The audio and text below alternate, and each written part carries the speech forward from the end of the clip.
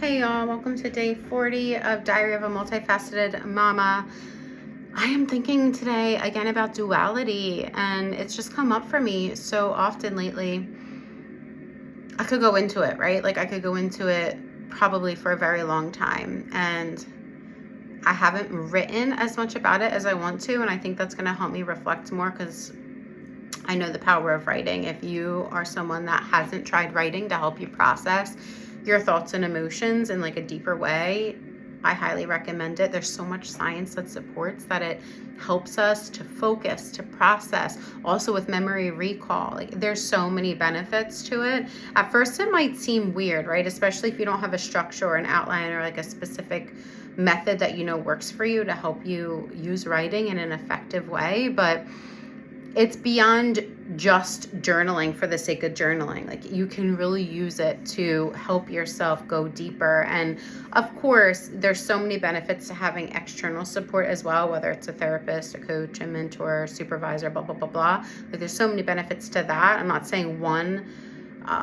makes up for another. Both are really important and have their place. So this is the reason why I think duality is so important is the same reason why I think cookie cutter doesn't work. And I've been putting the two together more and more often because I've been saying for, I don't even know how long, that I don't do cookie cutter. Cookie cutter does not work when it comes to effective, sustainable mental, behavioral, emotional health change, like the inward work. Cookie cutter doesn't work, not in the long run. And the reason, like the way duality plays into it is because so say that, I'm someone that rationalizes a lot. Like I am really good at using my brain to intellectualize, to help me get through things. Like I'm a big time thinker, right? And so I avoid feeling the feels. This is like the first 2 decades of my life, right? This is what I did. I was a big time thinker, avoided feeling the feels for myself. Now I could be there when other people were feeling the feels and I was really good at supporting them. But when it came to like me feeling my emotions, processing my emotions, making space for my emotions, I was like shove, shove, shove, shove, shove, shove, shove, shove, shove, shove, shove, shove, shove, shove, think, right? I was not keep making space for my emotions. What that meant was that I was really heavy leaning on my thoughts and my rationalizing brain, right? My neocortex. And I was not giving space for the other end of the spectrum, which was like feeling my emotions. And the reason cookie cutter won't work in that kind of sense is because there's a duality. We need both. We need the thoughts and we need the feelings. We need space to think and we need space to feel. And so in order for me to really begin to do some of my healing, I had to swing my pendulum from one side of extreme thinking, overthinking, swing it over to like feel, let myself feel, until I could find a happy medium in the place where it was like, okay, I'm able to navigate my thoughts in a healthy, balanced way and to spend time allowing myself space to think, while I'm also able to swing the pendulum over here and enter into this place of feeling and allow myself space to feel. So what I needed more of, because I was so in my head thinking all the time, I needed more of the feelings. I needed to create more space for the feelings. But then there's folks who are so overwhelmed by their emotions because they're feeling them all so intensely all of the time or most of the time that they are having a hard time rationalizing. They're having a hard time getting that neocortex online and thinking. And so they're over here on that side of the pendulum and they're really avoiding like being able to do the rational, intellectualized thought that helps them to gain some more clarity in their head and things like that. So they are needing to manage their emotions differently so that they're not overwhelming them and they have some more mental space to think. Right? And so you see, this is part of why cookie cutter doesn't work, because if you're feeling overwhelmed by your emotions a ton, then I'm going to support you in thinking more clearly until we can get to this place of a happy medium where you have your ebb and flow of thinking and feeling in a balanced way. That's the duality. We need both. We can't operate in extremes all of the time. We just can't do it, right? And so if you're someone who's really good at structure, rigid, schedule, routine, like, all right, so you're on one end of the pendulum, right? One end of the spectrum.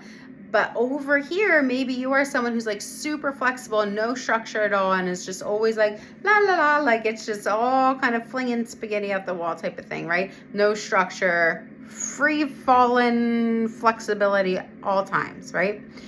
Well, if you're here versus if you're here, you're going to need a different support. The same cookie cutter strategy or support is not going to be of help to you, right? Like if you're tend to be super rigid, super structured, what many people call type A, then what I'm going to support you with, what you're going to be needing support with is like figuring out how to begin to move in the direction that incorporates some more flexibility until you're able to find a balance that allows both structure and flexibility, routine and space to like breathe and have that free flowing, right? Where if you're up here and you're super flexible without any structure, you might feel overwhelmed or chaotic often because there's no structure whatsoever. So I'm going to support you, right? And being able to come over and begin to introduce structure in your life more and more until you can find the balance.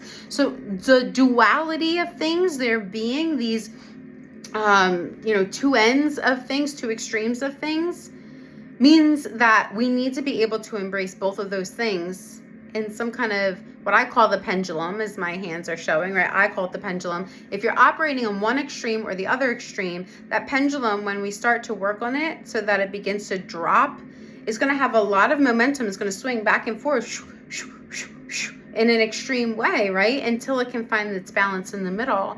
And so whatever extreme you're at in any given part of your life, maybe you're too open or too trusting to the point where it's getting you hurt often, or maybe you're not open and not trusting at all to the point where you're not letting anybody in. Okay, cookie cutter approach is not going to work for the person, for both of those people, right? One of them is going to need to practice boundaries more, right? And the other one might need to begin to practice vulnerability more, right? And see how it doesn't make sense? Like the cookie cutter approach doesn't make sense. Now, that being said, there are, of course, principles and foundations to all of this that do span across all the spectrum that help you to manage staying in this more balanced place more and more often, more and more frequently, right? What I call core connected, like that's where your core connection is felt at. But I'm thinking about this so much. Maybe I'll write an article about it. I don't know. But once I start writing it out a little bit more, I've been writing out just different doodles, different notes as they're coming up in my head, like these different dualities. There's so many dualities in life. And when we tend to operate in one extreme versus the other, like it just really, it makes things off balance for us, This is what's been on my mind today. We can see it, we can see it in all different areas of our lives. And so I've been thinking about that. And so I'm curious for you, like maybe there's a certain part of your life where you notice like maybe you're more on like the extreme spectrum, one end or the other. And so if you're more extreme in certain ways, like if you were to take this idea of duality, like what would be on the other end of that stick or the other side of that pendulum? What would be the other extreme or the opposite of that? And do you feel like you could begin to, practice like a balance in between? I know for me, I was not trusting of other people for the first few decades of my life because I had learned throughout my growing up, my childhood, that I just couldn't trust other people. They would hurt me, they would judge me, and also it just wasn't safe. But if I could work really hard and show other people they could trust me, then I would feel meaningful and I would feel of value. And that felt good. If even fleeting, it still felt good. And so that's what I did. And that meant for me that I needed to practice, having some more vulnerability in my life, allowing myself to begin to trust people more and more.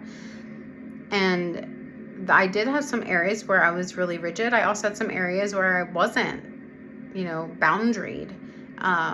And so it looks different for each of us, in different parts of our lives. And I think that if we can embrace that, it doesn't have to be all this or all of that, and notice where we are acting like it's all this or all of that, then we can begin to see that like what might work for you might not work for me with where I'm at and what I need right now. What might work for me might not work for you with where you're at and what you need right now. And I think that's part of being a multifaceted human being, right? Like we all have our different journeys. We all have these different facets of ourselves that make us very dynamic, unique human beings, even though we're also all connected, right? We're also all having this sameness inside of us because we're all coming from the same source creator. So we've got these differences, another duality, right? Like we're all different and also we're all the same. Both are true. At all times. Both are true. Like we are the same in that we are human and we come from the same source creator.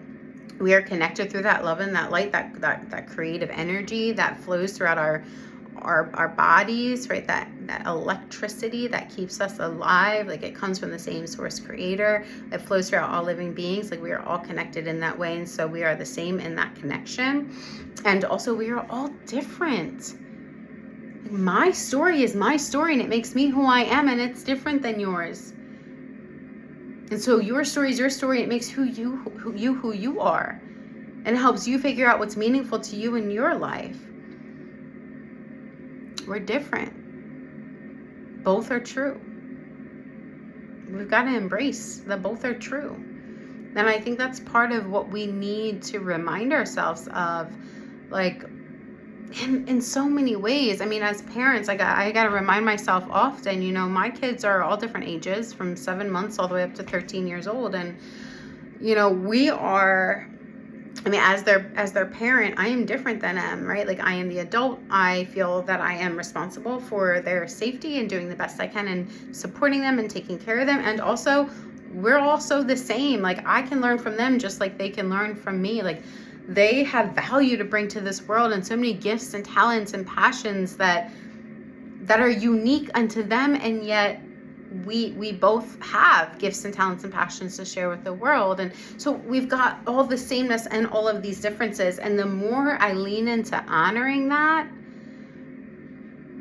the more connected I feel to them and to myself. And we can even apply that to people in this world that we have a hard time with, especially during this really divided period of time that we've been in for these past several years, right? It's easy to find folks that maybe are spewing hate, and I'm someone that doesn't do that. And so I could easily find things that are just very different about that. Like, you are different than me. Let's just say that. All right. Right. It's very easy for me to maybe notice that. But at the same time, it's also essential for me to remember that we are also the same. We are same and we are different. And if I can remind myself that in our sameness, I can have the compassion, the what's called agape love and care for them, and want them to be able to experience wellness in their life so that they can just connect in a more meaningful way in this world. Like that is good energy that flows through me to them. What they do with it, they do with it. It's not up to me, right? Despite our differences. This is just, it's just been on my mind, and I'm talking about it. Like the juices are flowing, right? The energy's flowing. So anyway, this is what I've really been reflecting on, and I want to continue to reflect on it too. On this 40th day of our Diary of a Multifaceted Mama, wow, we're at 40 days.